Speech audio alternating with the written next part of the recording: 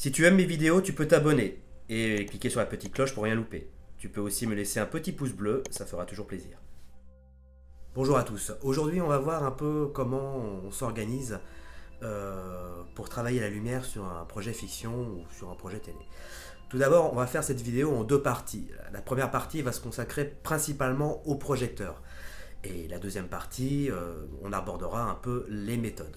Alors on va essayer de comprendre pourquoi il existe sur les étagères des loueurs plusieurs types de projecteurs, plusieurs formes de projecteurs, et comment et pourquoi choisir tel ou tel projecteur. En effet, sur un projet, le directeur photo va énumérer une liste de projecteurs, sa liste lumière comme on dit, et dans cette liste, il va y avoir plusieurs types de projecteurs. Alors chaque projecteur a une caractéristique précise que l'autre n'a pas, et ces caractéristiques, on peut les dénombrer sous la forme de 4 choses à savoir sur un projecteur. Ce qui va être intéressant, c'est de savoir pourquoi on choisit tel ou tel projecteur plutôt qu'un autre. La première caractéristique pour un projecteur, c'est sa température de couleur. Donc il va y avoir des projecteurs à 3002, d'autres à 5006, voire les deux. Par exemple sur un Kinoflow où on change simplement le tube, on garde la même structure du projecteur, on change juste les tubes et on obtient un projecteur qui passe de 3002 à 5006 ou inversement. Et puis il y a d'autres types de projecteurs qui sont beaucoup plus qui ont une marge beaucoup plus importante qui va de 3002 à 5006 en passant par plusieurs températures de couleur qui sont principalement représentées par les projecteurs à LED.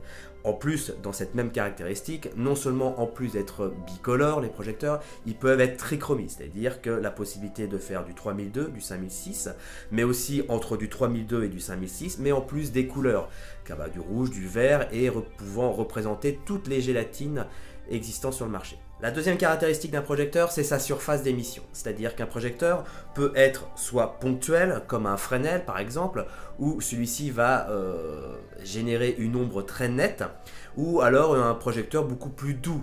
On va dire que sa surface est beaucoup plus importante, comme par exemple un projecteur Kino, ou par exemple une Chimera, ou encore pourquoi pas un projecteur derrière un cadre, et plus le projecteur va avoir une surface plus importante, plus le projecteur va être doux et son ombre sera plus atténuée.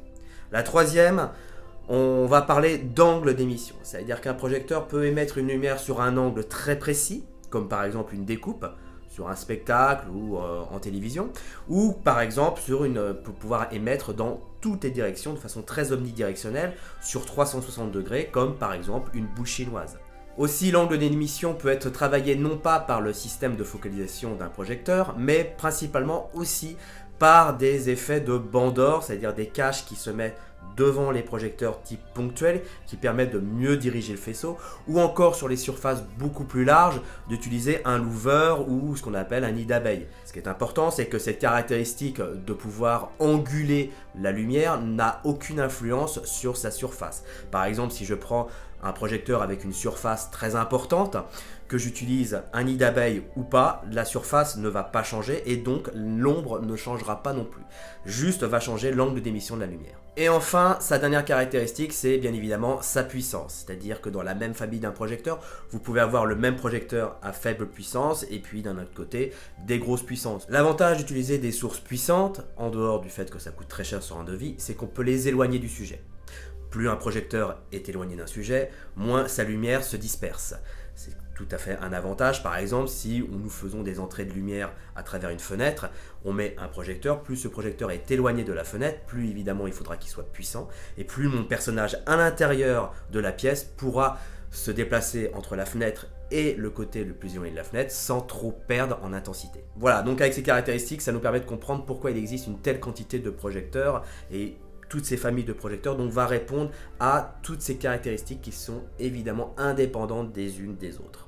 Ce qui évidemment permet de construire et de fabriquer une certaine quantité de projecteurs mis à disposition des loueurs. Voilà pour cette première partie où on a vu principalement les caractéristiques d'un projecteur. Je vous invite à suivre la deuxième partie où on va voir plutôt comment on utilise ces projecteurs.